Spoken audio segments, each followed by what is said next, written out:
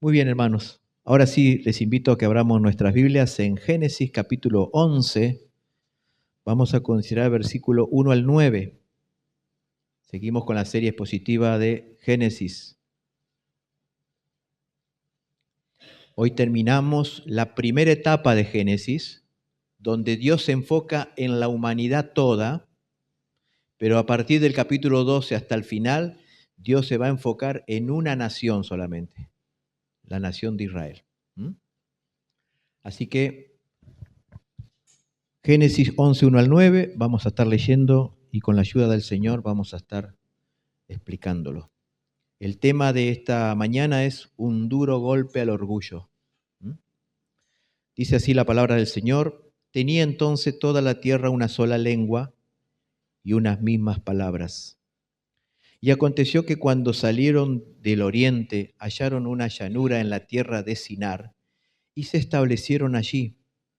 Y se dijeron unos a otros: vamos, hagamos ladrillo y cosámoslo con fuego.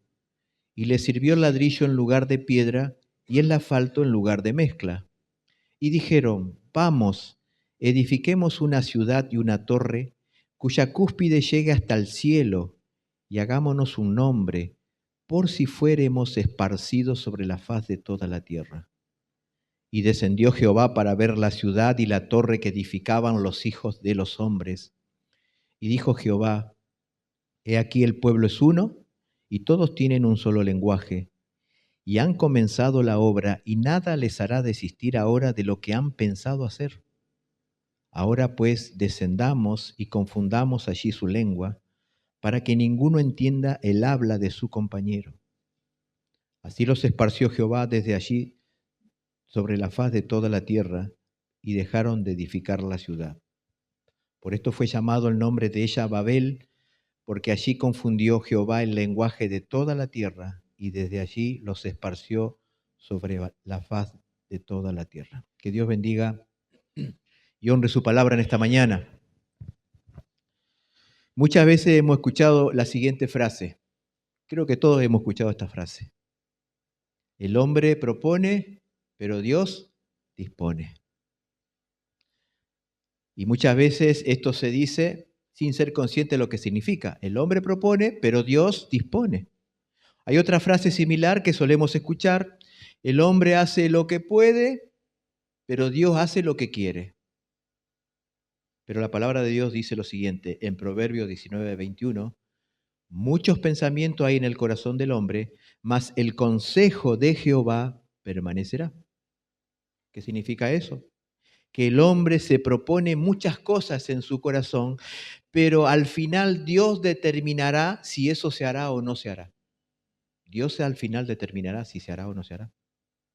Todas estas verdades se las puede aplicar tranquilamente a Génesis 11. Cuando uno lee Génesis 11 acerca de la construcción de la Torre de Babel y luego lee la genealogía, lo primero que uno va a pensar es que Dios no solo gobierna el mundo, sino que también Dios gobierna la historia humana. Dios gobierna la historia humana a pesar de los planes y proyectos que los hombres tengan. La voluntad de Dios siempre prevalecerá sobre la voluntad del hombre, aun cuando esa voluntad sea malvada, perversa y rebelde. Dios siempre va a imponer su voluntad. Bien lo dijo el rey Nabucodonosor, un rey pagano, rey de Babilonia, que de paso Babilonia viene de Babel. Este rey pagano, soberbio, fue humillado por Dios. ¿Y sabe lo que él dijo? Todos los habitantes de la tierra son considerados como nada. Y Dios hace su voluntad tanto en el ejército del cielo como en los habitantes de la tierra, y no hay quien detenga su mano y le diga: ¿qué haces?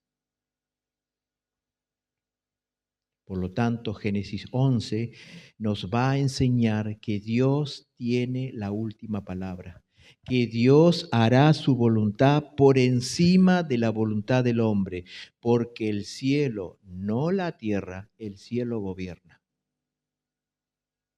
Hermanos, Hay una historia que a mí me trajo mucho consuelo y descanso. Si usted por las dudas es una persona muy ansiosa, muy temerosa, este versículo que yo le voy a compartir, espero que le sea de mucha bendición. Dice la Biblia que Saúl odiaba a David, aun cuando David era su yerno. Saúl odiaba a David. Y dice el texto bíblico que Saúl buscó a David todos los días para matarlo. Pero acá viene la frase que trae consuelo. Pero Dios nunca lo entregó en sus manos. Qué hermoso, hermano. Allí hay un hombre malvado como Saúl que buscaba a David todos los días con el solo propósito de matarlo. Pero acá viene el consuelo. Pero Dios nunca lo entregó en sus manos. Qué hermoso, hermano. La voluntad de Dios siempre prevalecerá sobre la voluntad del hombre, porque Dios es Dios y Él gobierna. Allí afuera podrá haber 100 personas con un arma que me quieren matar, pero si Dios no quiere, no me van a matar. O podré yo estar rodeado de los mejores 100 médicos del mundo, pero si Dios me quiere llevar, me va a llevar. Porque la voluntad de Dios prevalece sobre la voluntad del hombre. Pero antes de desarrollar este pasaje, veamos un poquito del contexto. Después de que Noé y su familia salieron del arca, uno hubiera pensado que los hombres habrían aprendido que desafiar a Dios y rebelarse contra Dios es algo muy serio y que con Dios no se juega. Pero no fue así. Los hombres comenzaron nuevamente a multiplicarse. Recuerdan que cuando salieron del arca eran 8 personas. Los hombres comenzaron a multiplicarse, y pronto se olvidaron del juicio de Dios sobre la tierra. Pronto se olvidaron que Dios en un determinado momento destruyó toda la tierra bajo un diluvio. Se olvidaron. Y esto nos enseña, hermano, que el juicio de Dios no cambia a las personas. La gracia de Dios cambia a las personas. Muchas personas creen que van a ser salvas porque tienen miedo al infierno, tienen miedo al castigo, pero eso no te va a cambiar el corazón. Te puede llegar a cambiar la conducta un tiempo. Lo que realmente cambia el corazón del hombre es la gracia de Dios, es el Evangelio. El Evangelio de la gracia de Dios, más que cambiar las circunstancias, te cambia el corazón. Porque un verdadero y genuino cristiano es aquel que ha sido regenerado su corazón, es aquel que ha sido cambiado, transformado. Ese corazón inclinado al pecado ahora está inclinado a Dios. Estos hombres se olvidaron que Dios había castigado a toda la humanidad con un juicio y pronto, al multiplicarse, comenzaron nuevamente a pecar. Todos estos descendientes de Noé pronto empezaron a mostrar un corazón rebelde y orgulloso, y eso es lo que vamos a ver en esta mañana, un duro golpe al orgullo. Yo dividí este pasaje en 3 encabezados. Vamos a ver la unidad de los hombres, luego vamos a ver la rebelión de los hombres, y por último vamos a ver el juicio de Dios sobre los hombres. ¿Se dan cuenta que cuando hay rebeldía, cuando el pecado empieza a dominar el corazón de los hombres, Dios envía un juicio? En primer lugar, vamos a ver la unidad de los hombres. Versículos 1 al 3 vamos a leer. Tenía entonces toda la tierra una sola lengua y unas mismas palabras. Y aconteció que cuando salieron del oriente hallaron una llanura en la tierra de Sinar y se establecieron allí. Y se dijeron unos a otros, vamos, hagamos ladrillo, cosámoslo con fuego, y les sirvió el ladrillo en lugar de piedra y el asfalto en lugar de mezcla. Antes de analizar estos 3 versículos, hermano, es importante que sepamos que los eventos del capítulo 11 ocurrieron antes del capítulo 10. Es decir, en el capítulo 10 de Génesis se hace un panorama general de las diferentes familias que poblaron la tierra, pero en el capítulo 11 se detalla cuál fue la causa de que por qué las familias se dividieron y se dispersaron. En palabras más sencillas, la dispersión de la familia registrada en el capítulo 10 fue la consecuencia del juicio de Dios sobre Babel en el capítulo 11. Si vamos cronológicamente, primero ocurrió el capítulo 11, después ocurrió el capítulo 10. Dios, al confundir la lengua, el único idioma que tenían los hombres en esa época, no le quedó otra cosa que dispersarse. Por lo tanto, la variedad de idiomas que existe en este mundo no es el resultado de la inteligencia o la creatividad del hombre. La variedad de idiomas que hoy existe es el resultado del juicio de Dios sobre una humanidad rebelde y humanista. Si alguien un día le pregunta, ¿por qué existen tantos idiomas? ¿Cuál es la respuesta? La rebelión del hombre. El juicio de Dios sobre la rebelión del hombre. Así como el arco iris era un recordatorio de que Dios había juzgado al mundo con un diluvio, de la misma manera, la variedad de idiomas es un recordatorio del juicio de Dios sobre la rebelión del hombre. Por lo tanto, las diferentes idiomas tienen su origen en la soberbia humana. Por eso hay muchos idiomas. Ahora sí analicemos el primer encabezado, la unidad de los hombres. Siempre se dice que la unidad es algo esencial y de gran valor. ¿Es verdad? ¿Eso no es cierto? Que la unidad es muy buena. Pero si esa unidad está desligada de Dios, no tiene ninguna validez. No tiene ninguna validez. Los hombres después del diluvio estaban ciertamente unidos. Pero acá viene lo terrible. Pero estaban unidos contra Dios. Ellos estaban en una rebelión abierta contra su Creador. Y aquí vamos a ver 5 elementos en los que ellos estaban unidos. En primer lugar, ellos estaban unidos en el lenguaje. Dice el texto bíblico que tenían una sola lengua, unas mismas palabras. Es decir, que todas esas personas tenían un solo idioma, todos podían comunicarse sin ningún tipo de problema. Y eso hacía que pudieran estar todos juntos, no había barrera de comunicación como existe hoy. Número 2, estaban unidos físicamente. Es decir, que todos se habían instalado en un mismo lugar, no estaban esparcidos ni divididos. Todos los habitantes de esa época vivían en un solo lugar. Por lo tanto, no tenían que trasladarse o viajar para poder reunirse. Dice el texto bíblico que salieron del oriente y se trasladaron a una llanura en la tierra de Sinar. Es decir, todos los habitantes del mundo en esa época estaban en un solo lugar. Todos esos descendientes de Noé habían ignorado el mandamiento del Señor que le había dado a Dios a Noé cuando Noé salió del arca. ¿Se acuerdan que le había dicho Dios? Que ellos debían esparcirse y llenar la tierra. Pero ellos, unidos, decidieron instalarse en un solo lugar. Por lo tanto, mostraron una vez más el pecado de la rebelión. Dios les dijo, llenen la tierra. Ellos dijeron, no, nos vamos a unir y nos vamos a juntar en un solo lugar, en la llanura de Sinar. Por lo tanto, mostraron una vez más el pecado de la rebelión. Así como Caín, cuando Dios lo expulsó de su tierra y lo condenó a vivir errante, él, Caín, en su rebeldía, decidió instalarse en un lugar y edificar su propia ciudad. Los descendientes de Noé hicieron exactamente lo mismo que Caín.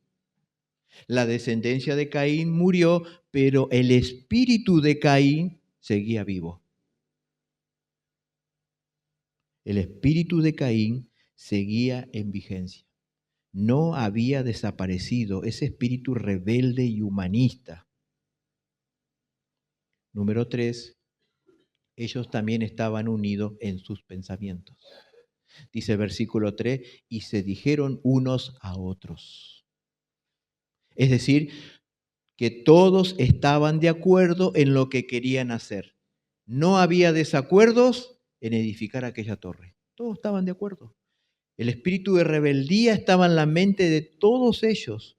No había nadie que se opusiera a este proyecto. Había unanimidad de pensamiento. Todos estaban de acuerdo en edificar esa torre que llegue hasta el cielo.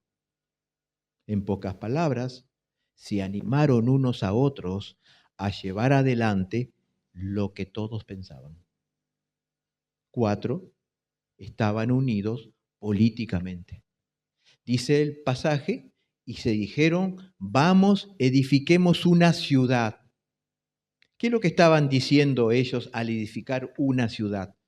Tengamos nosotros nuestra propia ley, nuestras propias reglas, nuestro propio gobierno. Estas personas decían exactamente lo que dijeron aquellos habitantes de la parábola que Jesús contó para demostrar el rechazo y la rebelión que los hombres tienen hacia Él. ¿Qué dijeron esos hombres? No queremos que éste reine sobre nosotros. Ellos, al edificar una ciudad, estaban unidos políticamente, es decir, nosotros queremos tener nuestro propio gobierno, nuestras propias reglas, no queremos que nadie nos diga lo que tenemos que hacer o no tenemos que hacer. 5, estaban unidos religiosamente. Dice, edifiquemos una torre que llegue hasta el cielo, hasta el cielo. Esta torre era lo que hoy se conoce como un sigurá. Los arqueólogos han excavado varias de estas grandes estructuras que se construían con fines religiosos. Un sigurá era como una pirámide y en la cúspide, es decir, en la parte más alta, había un santuario dedicado exclusivamente para la adoración a un dios pagano. Eran tipo pirámides. A medida que iba elevándose, iban achicándose, y allí a la cima había un santuario. La expresión cuya cúspide llegue hasta el cielo no indica que ellos querían destronar a Dios, sino más bien indica que ellos esperaban que el dios o la diosa que adoraban baje del cielo para reunirse con ellos. Es por esa razón que la ciudad y la torre fue llamada también Babel, que significa puente de los dioses. Por lo tanto, estos habitantes estaban tan unidos, hermanos, estaban unidos políticamente, religiosamente, estaban unidos en un solo lenguaje, estaban unidos en sus pensamientos, que fíjense lo que Dios dice en el versículo 6. Y dijo Jehová, he aquí el pueblo es uno, todos tienen un solo lenguaje. Y han comenzado la obra y nada les hará desistir ahora de lo que han pensado hacer. Había un solo pueblo, una sola lengua y un solo proyecto. Y ellos estaban empecinados a terminar ese proyecto.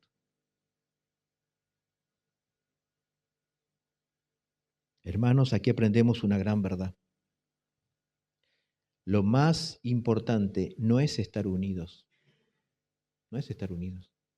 Lo más importante es, ¿para qué estamos unidos? ¿Para qué estamos unidos? Porque podríamos estar unidos para la maldad y la rebelión. Hay muchos casos en la Biblia y en la historia de que personas se unieron como un solo hombre, pero para la maldad, la rebelión y el pecado. Acompáñeme a Salmo capítulo 2, versículo 1 al 3.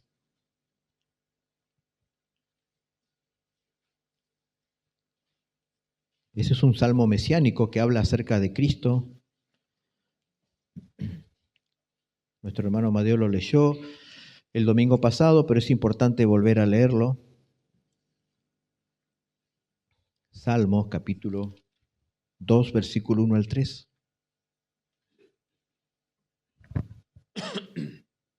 Dice, ¿por qué se amontonan las gentes y los pueblos piensan cosas vanas?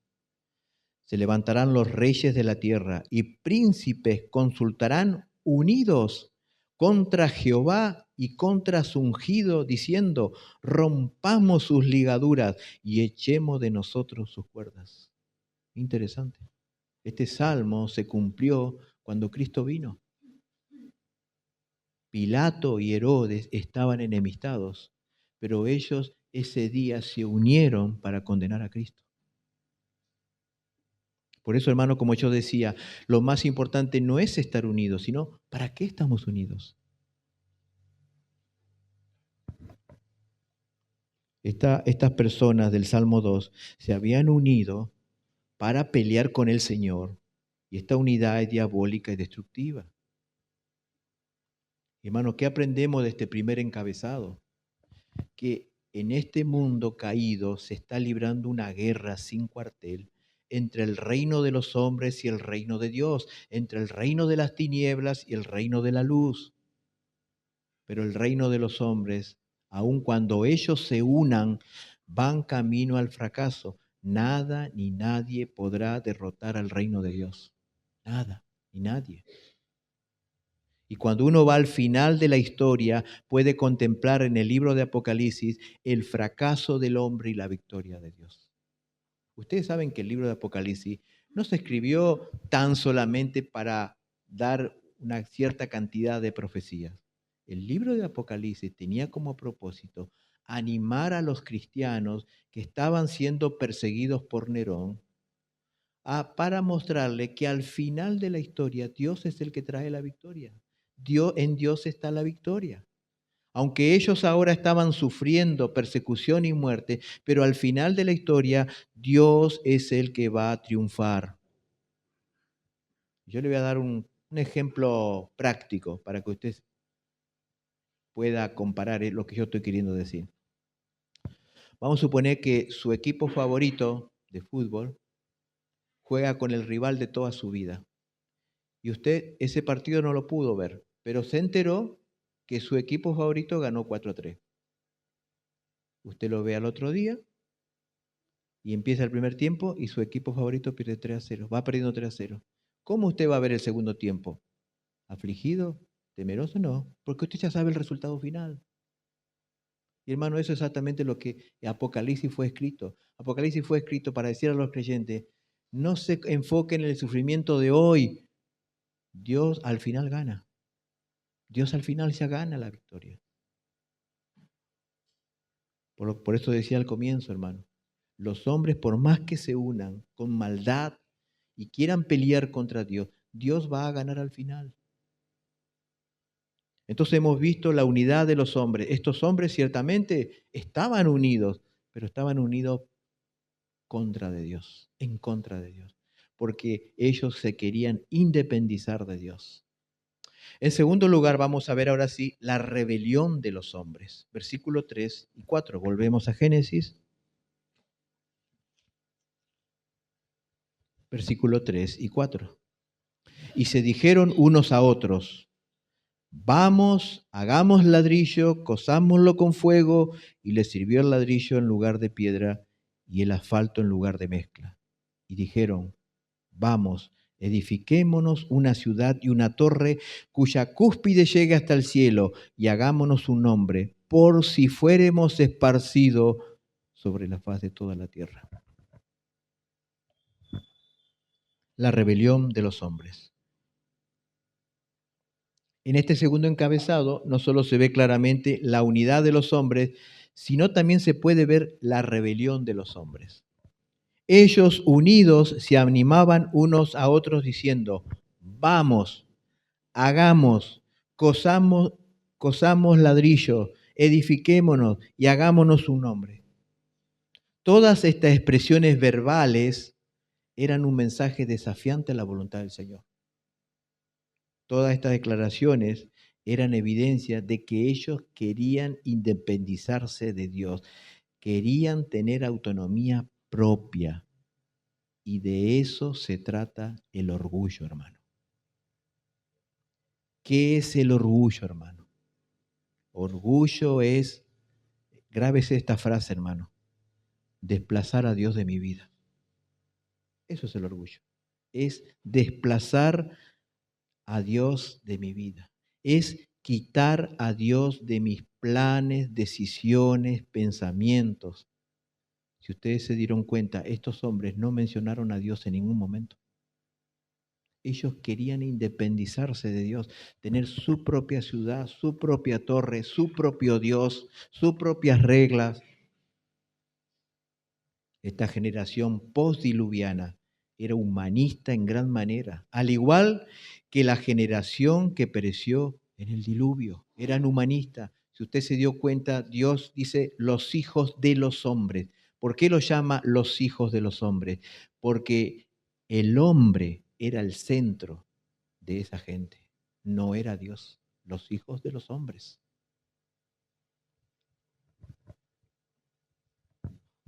Esto nos enseña que el ser humano, por naturaleza, hermanos, somos egocéntricos, orgullosos y rebeldes. Y eso es algo que ya se ve en el niño más pequeñito. El egoísmo, la rebeldía. Los seres humanos no queremos, hermanos, no queremos que Dios nos gobierne. No queremos que Dios nos gobierne. Sí queremos que Dios nos bendiga, nos proteja, nos cuide, pero no queremos que Dios nos gobierne. Que Dios se meta en mi vida, que me diga lo que yo tengo que hacer, lo que no tengo que hacer. Y esto muchas veces aún pasa en la vida de los cristianos. El orgullo es un terrible pecado que está en el corazón de todos los seres humanos. Y los cristianos no estamos exentos de eso, hermano. Todos luchamos contra el orgullo. Por eso en la Biblia hay muchísimos mandamientos que nos hablan y nos ordenan a ser sumisos y humildes. Porque nosotros también luchamos contra el orgullo y vamos a luchar contra el orgullo hasta el último minuto de nuestra vida. ¿Se acuerdan cuando Jacobo y Juan, una vez que el Señor comentó que él iba a morir, se acercó Jacobo y Juan y ¿qué le dijeron al Señor? Señor, quisiéramos pedirte un favor, que en tu reino uno se sienta a la derecha y otro a la izquierda. Querían poder. Pablo mismo dijo que Dios le había enviado un mensajero de Satanás, un aguijón en la carne, para que no se enalteciese. Aún Pablo luchaba contra el orgullo. El orgullo, hermano, está en el corazón de todos los seres humanos. Y es algo que nosotros vamos a luchar toda nuestra vida. Pero el orgullo tiene que ver con independizarnos de Dios. El orgullo tiene que ver con que Dios no me gobierne, que yo quiero ser mi propio Dios. En segundo lugar, que podemos ver aquí, que en esta rebelión hubo un caudillo, hubo un cabecilla. ¿Quién originó esta rebelión? El de edificar una ciudad y una torre que llegue hasta el cielo. Esa respuesta la encontramos en el capítulo anterior. Vamos al capítulo 10, versículos 9 y 10. Ahí en Génesis.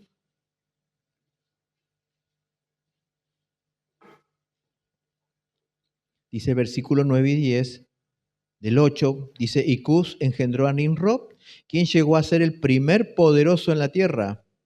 Este fue vigoroso cazador delante de Jehová, por lo cual se dice, así como Nimrod, vigoroso cazador delante de Jehová. Y fue el comienzo de su reino Babel, Erec, Acab, Calne en la tierra de Sinar. ¿Quién originó esta rebelión? Vamos a unirnos todos, vamos a hacer una ciudad, vamos a hacer una torre. Fue Nimrod. Nimrod fue el fundador de esta ciudad y también fue el cabecilla de esta rebelión. La Biblia lo cataloga como el primer poderoso en la tierra después del diluvio, un hombre que amaba el poder y el protagonismo. También la Biblia dice que era un vigoroso cazador delante de Jehová. Muchos eruditos de la Biblia dicen que Nimrod, más que cazar animales, cazaba hombres para esclavizarlos y tenerlos bajo su dominio. Nimrod fue un tirano, un déspota, un hombre malvado en extremo. Él fue el primer imperialista, es decir, él fue el primer hombre que gobernaba el mundo entero. Nimrod, al parecer, era una especie de anticristo, alguien que se oponía al gobierno de Dios, Aún su nombre, Nimrod, significa rebelión o nos rebelaremos. Eso significa Nimrod. Sin ninguna duda, este malvado hombre convenció por las buenas y por las malas a toda esa generación a levantarse contra Dios. Contra Dios. ¿Qué aprendemos aquí, hermano? En toda rebelión siempre hay un cabecilla, siempre hay un caudillo, alguien que por amor al poder se ocupará de convencer a otros a rebelarse contra una autoridad. Satanás fue el primero, él convenció a la tercera parte de los ángeles a rebelarse contra Dios.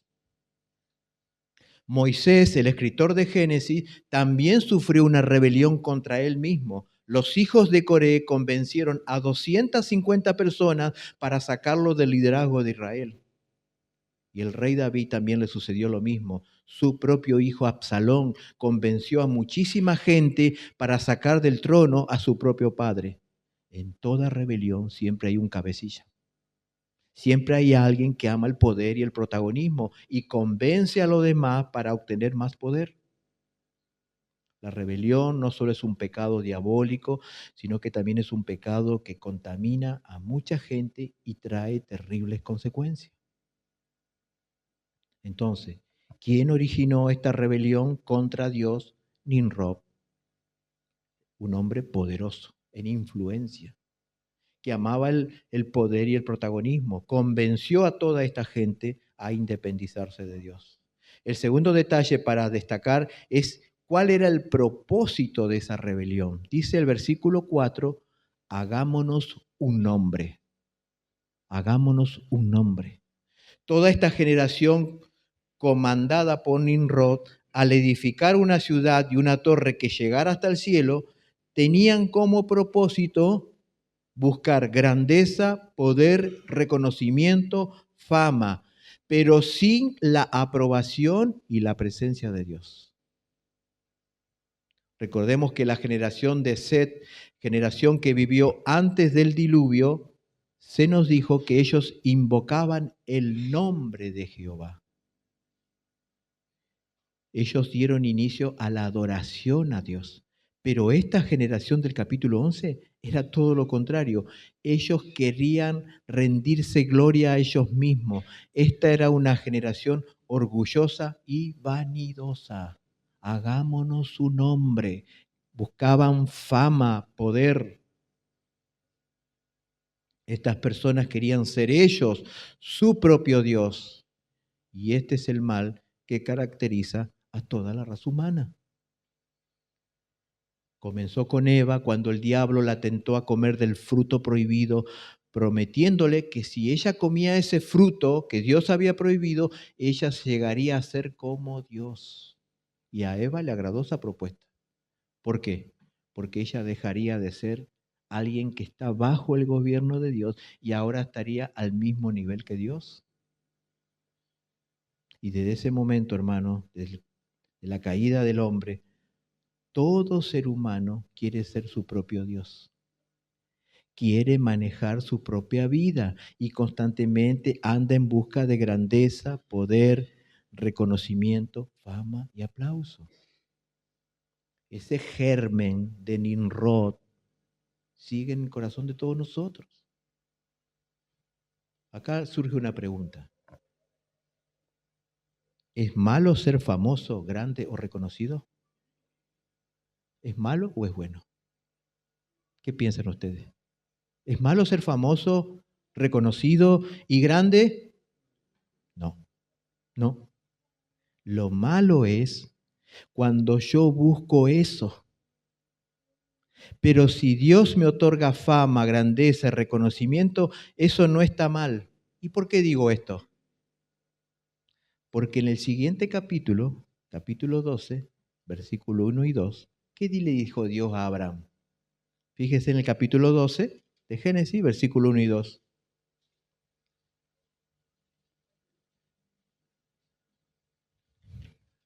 Pero Jehová había dicho a Abraham, vete de tu tierra y de tu parentela y de la casa de tu padre a la tierra que te mostraré. Y haré de ti una nación grande y te bendeciré y engrandeceré tu nombre y serás bendición. Si Dios te hace grande, no está mal. Ahora, si tú quieres ser grande, está mal. Está mal. Dios le dijo a Abraham, yo voy a engrandecer tu nombre y tú vas a ser una bendición. Entonces, si Dios nos engrandece y nos da cierta reputación o fama, eso no es malo. Lo malo es querer yo engrandecerme y buscar grandeza y poder poniéndome por encima de los demás. Eso es diabólico y rebelde. Nuestro Señor Jesús dijo algo similar. Quiero que me acompañe porque este pasaje es maravilloso. Mateo 20, 25 al 28.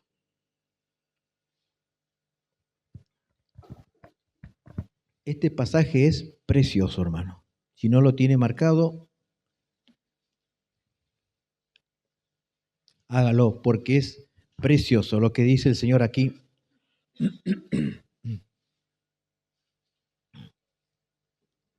Mateo 20, 25 al 28.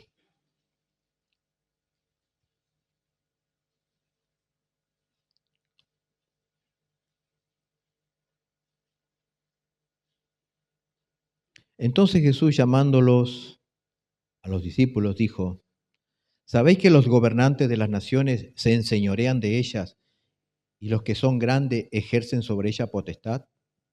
Mas entre vosotros no será así, sino que el que quiera hacerse grande entre vosotros será vuestro servidor. Y el que quiera ser el primero entre vosotros será vuestro siervo.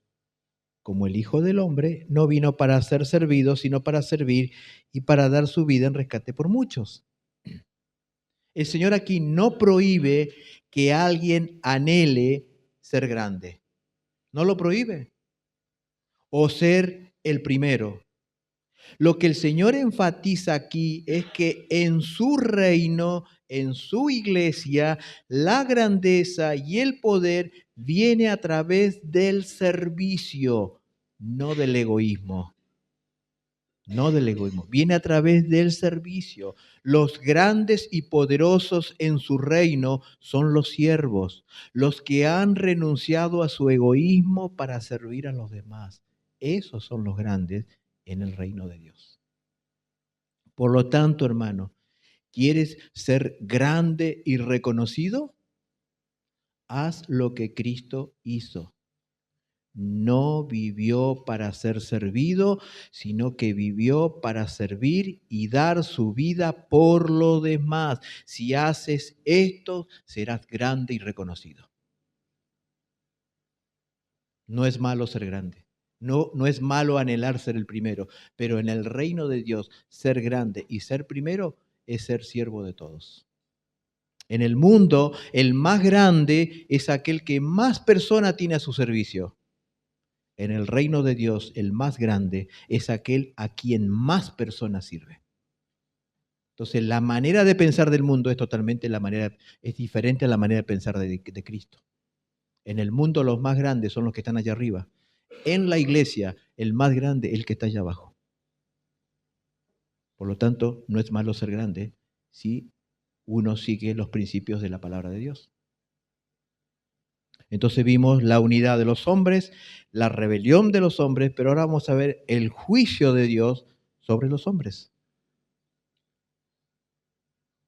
Versículo 6 al 9. Volvemos a capítulo 11 de Génesis.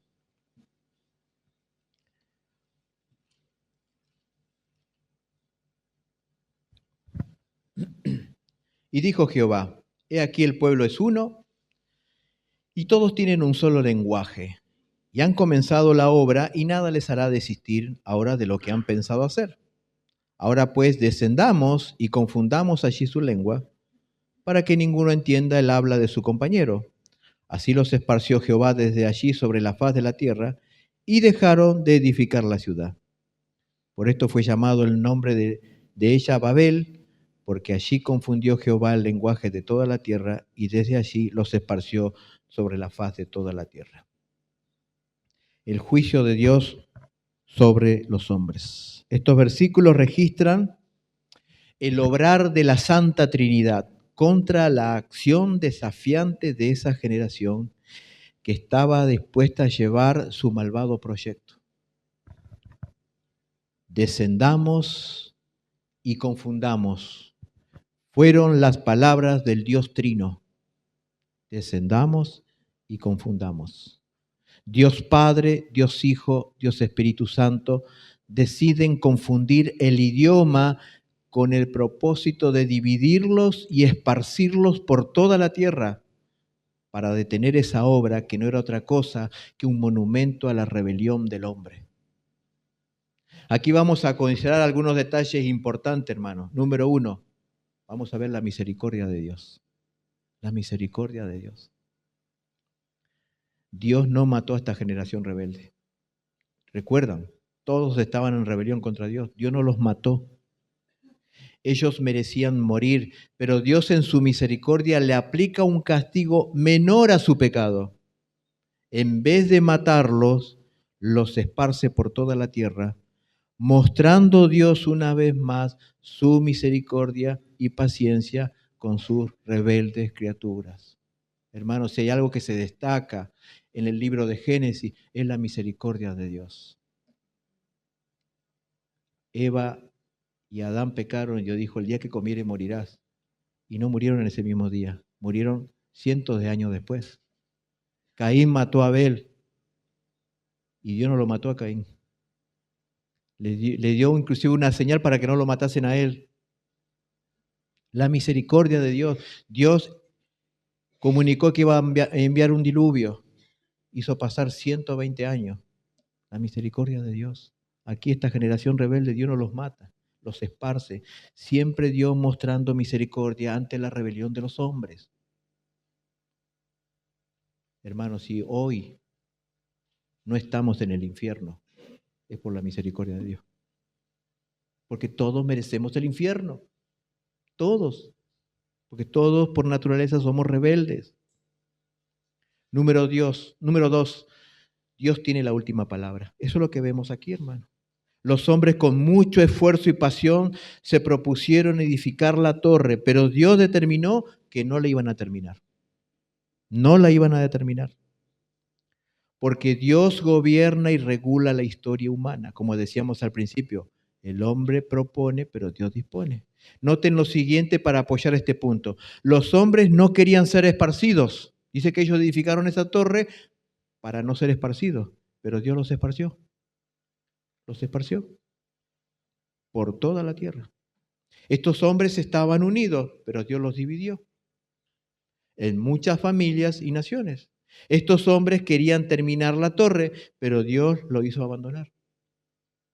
En síntesis, el orgullo del hombre nunca podrá imponerse sobre la soberanía de Dios, porque el hombre hace lo que puede, pero Dios hace lo que quiere. Salmo 135:6 dice, todo lo que Jehová quiere lo hace, en los cielos, en la tierra, en los mares y en todos los abismos. Podemos ver claramente que la voluntad de Dios se impuso sobre la voluntad de estos rebeldes hombres. Otro detalle que podemos ver, que la confusión de lengua fue el juicio de Dios sobre esa generación altiva. Pero en medio de ese juicio, Dios seguía con su plan redentor. Al confundir las lenguas Dios, los hombres se dividirían en familias y naciones, y de ese modo Dios ahora tomaría una familia, la familia de Abraham, y de su descendencia vendría Cristo, el que aplastaría la cabeza de la serpiente que es Satanás. Su plan redentor que comenzó en Génesis 3:15 seguía adelante. En Génesis 12:4 Dios le dice a Abraham, serán benditas en ti todas las familias de la tierra. Cristo es esa bendición que todas las familias de la tierra tendrían ahora a su alcance. El plan redentor de Dios seguía adelante. A pesar de la rebelión del hombre, a pesar del pecado del hombre, Dios llevaría adelante su plan redentor. La simiente de la mujer vendría y aplastaría a Satanás. Quiero terminar, hermanos, con algunas breves conclusiones. Es un pequeño resumen de lo que hemos visto. Número 1, Dios aborrece y castiga el orgullo. Dios aborrece y castiga el orgullo. El orgullo no es una debilidad, hermano. No es un rasgo de carácter. El orgullo es un pecado diabólico porque es una rebelión contra la santa voluntad de Dios. El orgullo le dice a Dios, no te necesito, no te metas en mi vida, yo gobierno mi vida y yo tomo mis propias decisiones. El orgullo es un pecado tan desafiante que Dios lo toma severamente. Dios lo toma severamente. Santiago 4:6 dice, Dios resiste a los soberbios, pero da gracia a los humildes. ¿Saben qué significa esa expresión? Dios resiste a los soberbios. Significa que Dios le declara la guerra al orgulloso. Dios le declara la guerra al orgulloso. Un orgulloso tiene de enemigo al mismo Dios. Y hermanos, tener a Dios como mi enemigo es algo terrible.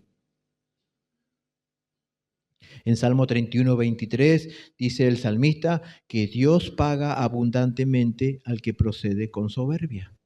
El orgullo no quedará sin castigo, como no quedaron sin castigo los habitantes de la Torre de Babel. Dios castigó esa rebelión. ¿Y cómo lo castigó? Dividiéndolos y dándoles diferentes idiomas. Dios castiga y aborrece el orgullo. Y hermanos, si somos honestos, muchas veces actuamos con orgullo. Si somos honestos y sinceros, actuamos con orgullo. Cuando no queremos perdonar, eso es orgullo. Cuando no queremos perdonar, es orgullo. ¿Y saben por qué no queremos perdonar? Porque nos sentimos superior a esa persona que nos ofendió. Por eso no queremos perdonar. ¿Y eso qué es otra cosa que orgullo? No queremos perdonar. También actuamos con orgullo cuando somos egoístas. No queremos compartir nuestra vida con los demás. Vivimos para nosotros mismos. Buscamos continuamente nuestro propio beneficio y bienestar. Eso también es otro rasgo de orgullo. Vivir para nosotros mismos. También actuamos con orgullo cuando no aceptamos que nos corrijan, cuando hacemos asesión de personas, cuando nos vengamos, cuando hablamos mal de otras personas, cuando nos aislamos de los demás. Eso es orgullo, hermano. Son todas manifestaciones de orgullo. Cuidado, hermano, el orgullo no solo es un pecado, es también una tragedia, porque nos conduce al fracaso y a la humillación. No solo es un pecado, es una tragedia. Porque ¿hacia dónde nos conduce? Hacia la humillación y el fracaso. Dice la palabra del Señor, ¿hay alguien que se endureció contra Dios y le fue bien? ¿Usted puede ver en la Biblia a alguien que desafió a Dios y venció y le fue bien? No, no es nadie. Proverbios 16:18 dice, antes del quebrantamiento es la soberbia y antes de la caída la altivez de espíritu. Si cambiamos el orden diríamos así, cuando tienes soberbia te conduces eso al quebrantamiento, cuando tienes altivez eso te conduce a la caída. La traducción lenguaje actual dice, el orgulloso y arrogante al fin de cuentas fracasa. Fracasa. Conclusión número 2. Hermanos, miremos a Cristo. Él es la humildad personificada. Él es el mejor y mayor ejemplo de humildad, sumisión, mansedumbre y obediencia. Cristo. Cristo. Si estamos llenos del Señor, no habrá cabida para el orgullo. A medida que entremos en una mejor relación y mayor relación con el Señor, nos iremos pareciendo a Cristo. Nos iremos pareciendo a Él. Más tiempo estamos con el Señor, más parecido a Él. Cuando florece el enojo, la amargura, el egoísmo, la queja, el descontento, la ira, esto no es otra cosa que alarmas que nos están indicando que estamos muy lejos del Señor, muy lejos del Señor. Cuando más cerca estemos del Señor, más nos pareceremos a Él. Porque Él dijo, aprended de mí, que soy manso y humilde de corazón. Hermanos, me encanta lo que dijo el pastor Miguel Núñez cuando vino a la Argentina, que un hermano le dijo que estaba admirado de su humildad, porque nosotros cuando fuimos a esa conferencia teníamos que ir a hacer una fila, como hacemos en el Ágape, con el platito, a que nos den la comida, y él se puso en la fila con el platito para esperar la comida, era Miguel Núñez. Y un hermano le dijo, la verdad que estoy asombrado de su humildad. ¿Sabe qué dijo el pastor Miguel Núñez? Que me quedó grabado. Dios no usa a los orgullosos, Dios usa a los humildes. Y eso, hermano, me quedó grabado. Dios no usa a los orgullosos, Dios usa a los humildes. Dios usa a aquellos que se parecen a su Hijo, a Cristo. Y allí el pastor Miguel Núñez nos dio un ejemplo de humildad. Él no estaba allá como si fuera una celebridad. Él estaba con nosotros. Y esas cosas me quedó grabado cuando dijo, Dios no usa a los orgullosos, Dios usa a los humildes. La Biblia dice, humillaos bajo la poderosa mano de Dios para que Él os exalte cuando fuere tiempo. Hermano, es mejor humillarse que Dios te tenga que humillar. Siempre va a ser mejor humillarse y no que Dios te tenga que humillar. Y por último, para aquellos que todavía no son del Señor, querido amigo, niño, adolescente, persona mayor, la Biblia es clara cuando dice que para ser salvo tienes que renunciar a tu orgullo. Jesús dijo, si no te humillas como un niño, no entrarás en el reino de los cielos. Lo vuelvo a repetir, si no te humillas como un niño, no entrarás en el reino de los cielos. No podemos ir al cielo con un corazón orgulloso, porque para ser salvo hay que humillarse. Y humillarse significa reconocer y sentir que soy un pecador, que soy culpable ante un Dios 3 veces santo y que no merezco ir al cielo. Y humillarse también significa arrepentirme de mis pecados y dejar de confiar en mí mismo para pasar ahora a confiar en Cristo, su persona y su obra. La Biblia dice, Cristo Jesús vino al mundo para salvar a los pecadores. ¿Y quiénes son los pecadores que Él va a salvar? Aquellos que se humillan como un niño, aquellos que dicen, Señor, yo soy pecador, yo soy una mala persona, yo no merezco ir al cielo, yo merezco ir al infierno, pero hoy clamo por misericordia. Hoy te pido que me perdones. Hoy yo quiero ser tu hijo. Hoy, Señor, quiero ser parte de tu familia, porque reconozco que no merezco el cielo y que tú eres el único que me puede salvar. Hoy, la Biblia dice, hoy es el día de salvación, no mañana. Nadie de lo que está acá podrá decir, yo mañana voy a estar. Nadie. La Biblia dice, hoy es el día de salvación. Hoy las puertas de la gracia están abiertas. No sé mañana. Hoy arreglas tus cuentas con Dios. Porque la Biblia dice claramente, el que creyere será salvo, el que no creyere será condenado.